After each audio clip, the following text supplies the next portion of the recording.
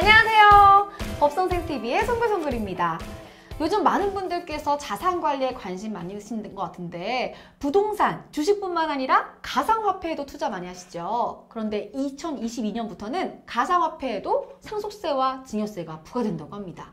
이에 관해서 이야기 나눠보도록 하겠습니다. 안녕하세요. 안녕하세요. 네.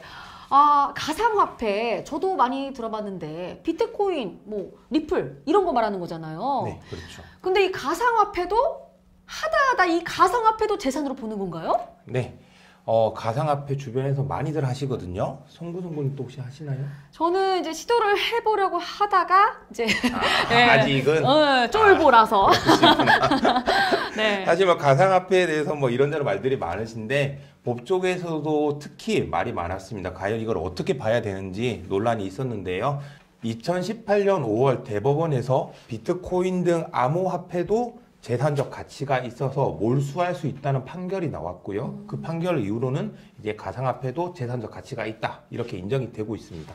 아무래도 가상화폐 좀 요즘 많이 하시고 또 수익도 많이 나시다 보니까는 이거를 재산으로 인정하는 것 같은데 그러면은 이 상속세, 증여세는 가상화폐에서 언제부터 부과되는 건가요? 이 부분이 조금 오해가 있으실 수 있는데요. 이전부터 이제 가상화폐에 대해서 상속세, 증여세가 부과는 되었습니다. 아, 그래요? 상증세법에 따르면 상속 재산이란 금전으로 환산할 수 있는 물건이나 재산적 가치가 있는 권리로서 피상속인에게 기속되는 모든 재산을 의미하는 거거든요. 그러니까 가상화폐도 당연히 상속 재산에 포함은 됐었는데요. 네. 이번에 상증세법 시행령이 개정되면서 이 가상화폐를 어떻게 평가할 것인가 그 평가 방법이 규정된 것입니다.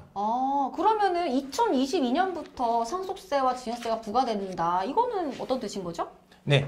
상증세법 시행령을 개정하면서 이제 가상화폐에 대해서 과세를 하려면 기준이 있어야 되잖아요. 그쵸? 그 평가 방법을 규정을 했는데요. 가상화폐의 경우 특정 금융정보법에 따라서 그 거래소에서 거래되는 가상화폐 같은 경우에는 전후 1개월치의 평균치를 가지고 평가를 하고요. 가상화폐 거래소에서 거래되지 않는 화폐 같은 경우에는 이제 그날 시세라든지 해서 합리적인 가액으로 평가하도록 했습니다. 다만 이제 실무적으로는 국세청에서 이제 우리나라에서 4대 가상화폐 거래소인 빗썸, 코빗, 코인원, 업비트? 죄송합니다. 제가 코인 안 해서. 네. 아무튼 그 네 곳을 기준으로 2개월간 가격을 평균해서 그걸로 이제 평가를 한다고 합니다. 그러면은 이 상속세와 증여세 기준은 어떻게 정해지는 건가요? 네, 이제 상속세와 증여세 같은 경우에는 누진세율이 적용이 되고 있습니다. 근데 누진세율이 적용되기 위해서 과세 표준이 있어야 되는데 이제 과세 표준은 이제 재산가액에서 공제액을 차감한 나머지가 과세 표준입니다.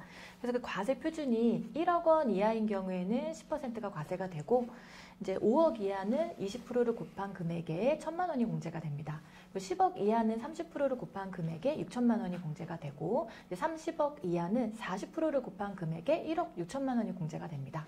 그리고 30억 초과는 50%를 곱한 금액에 4억 6천만 원이 공제가 돼서 상속세가 부과됩니다. 금액이 어마어마한데 이게 실제로 이런 경우가 있는 거죠. 아무래도 가상화폐 또 많이들 하시니까, 그죠? 네, 그렇죠. 네. 그럼 만약에 상속세를 한 번에 다 못 낼 형편이다. 그러면 어떻게 하는 거죠? 네, 이제 그런 경우가 많이 있죠. 이제 그런 경우에는 먼저 분납이 가능합니다. 그리고 연부 연납도 가능한데요. 먼저 분납 같은 경우에는 납부할 세액이 1,000만 원을 초과할 때 신고납부 기한이 지난 후 2개월 이내에 2회로 분납해서 납부를 할 수 있습니다. 그리고 납부할 세액이 만약에 2천만 원을 초과하는 경우에는 관할 세무서장의 허가를 받아서 이를 일정 기간 동안 분할해서 연부 연납을 할 수 있습니다. 연부 연납을 신청할 경우에는 담보를 제공을 하셔야 되고 상속세 신고 납부 기한까지 연부 연납 허가 신청서를 제출하셔야 됩니다. 또 물납이라는 제도도 있는데요. 이거는 돈이 아니라 상속받은 재산, 즉 현물로 상속세를 대신 납부를 하는 것을 말합니다. 네, 그러니까 어떻게든 세금은 내야 된다 이런 얘기네요. 네, 국가가 참 고마우면서도 뭔가 좀 씁쓸하네요. 네. 오늘은 가상화폐에 그 증여세와 상속세가 부과된다 이런 이야기를 나눠봤는데요. 법과 세금에 대해서 궁금한 점 있으시면 언제든지 연락주세요. 누구를요? 법선생!